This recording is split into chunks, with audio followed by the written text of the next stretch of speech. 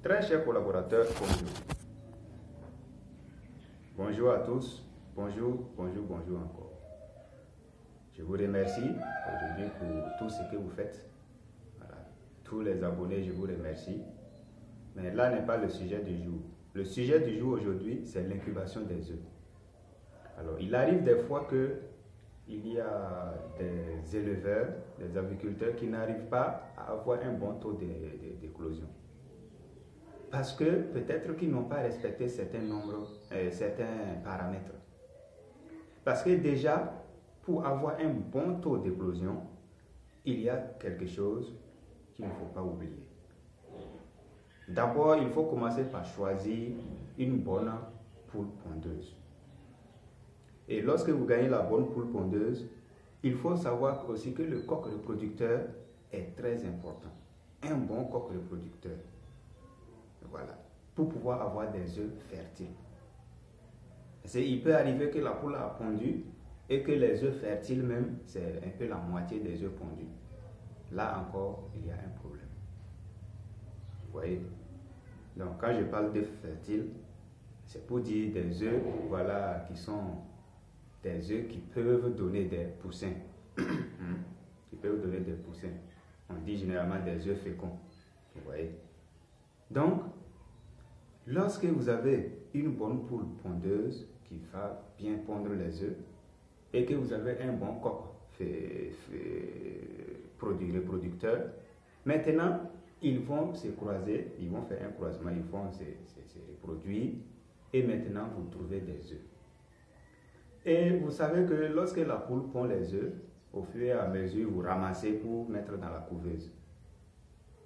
Là aussi, il y a quelque chose qu'il faut prendre en compte, à savoir la conservation des œufs.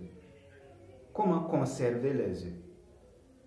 Parce qu'il y a une disposition même, lorsque vous prenez et ramassez les œufs pour aller déposer, par exemple vous avez une alvéole, quel que soit l'endroit où vous déposez les œufs, il y a une manière de déposer l'œuf. Alors si je prends l'exemple sur cet œuf là, voici un œuf, vous voyez l'œuf là. Ça c'est la partie un peu large. Et c'est ici se trouve la chambre d'air. Vous voyez? Donc ça, c'est le bout pointu. Donc l'œuf ne peut pas se déposer sur la base, la partie large. Si vous déposez là, l'air, c'est-à-dire la chambre d'air n'a plus une bonne aération et donc il n'y a pas un échange d'air. Et ce qui fait que lorsque un embryon va se former ou bien lorsque il y a vraiment c'est un œuf fécond, alors il n'y aura pas assez d'air pour l'œuf. Et donc, l'œuf risque de ne plus être fécond et de ne plus aboutir à une éclosion. Vous voyez? Donc, lorsque vous récupérez les œufs et que vous voulez les déposer, il faut toujours disposer sur le bout pointu. Vous voyez? Il faut disposer sur le bout pointu, quel que soit l'endroit où vous allez déposer. Donc, il faut contrôler ça.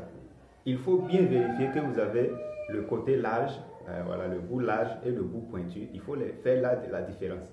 Et après ça, vous déposez maintenant sur le bout pointu. Imaginez que ça, c'est un alvéole. Voilà, vous déposez comme ça. Vous voyez? Vous déposez ça comme ça. Et là, il y a un échange d'air au niveau de la chambre d'air. Vous voyez? Donc, ce sont des paramètres qu'il ne faut pas oublier. Maintenant, lorsque vous conservez les œufs et que ça vaut le nombre, il ne faut pas oublier aussi la durée de la conservation. Plus l'œuf est allé au-delà de beaucoup de jours, par exemple de 8 jours, alors le taux d'éclosion aussi peut diminuer. Parce que l'œuf qui dure trop, qui a été conservé pendant longtemps, peut ne pas aussi donner des œufs et des poussins.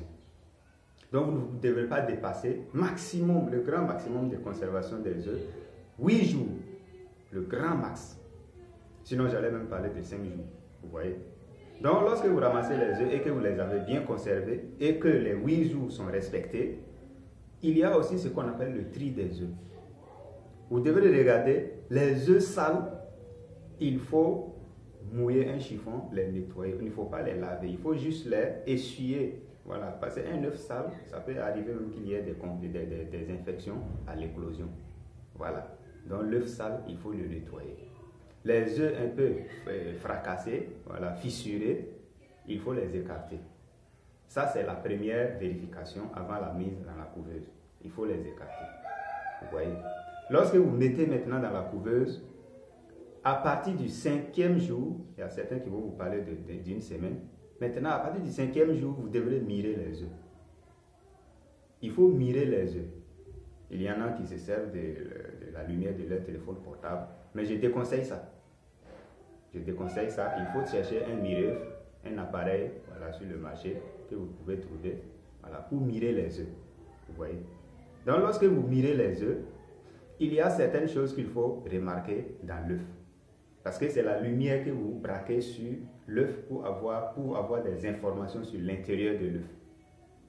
Donc, il y a 3 choses qu'il faut remarquer. Si déjà le 5e jour, vous remarquez que c'est toujours une boule à l'intérieur, c'est que l'œuf ne peut pas donner de poussins.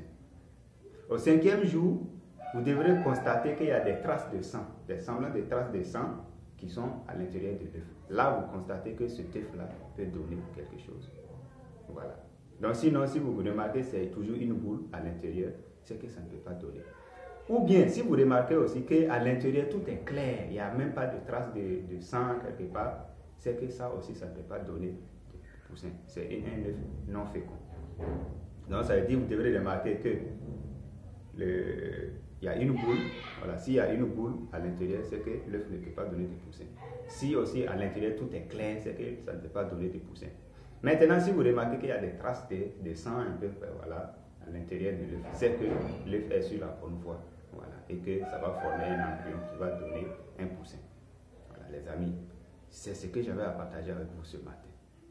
Je vous remercie beaucoup et que vraiment l'apiculture soit vraiment notre activité qui va nous donner une activité génératrice de revenus pour nous tous. À bon entendeur, salut.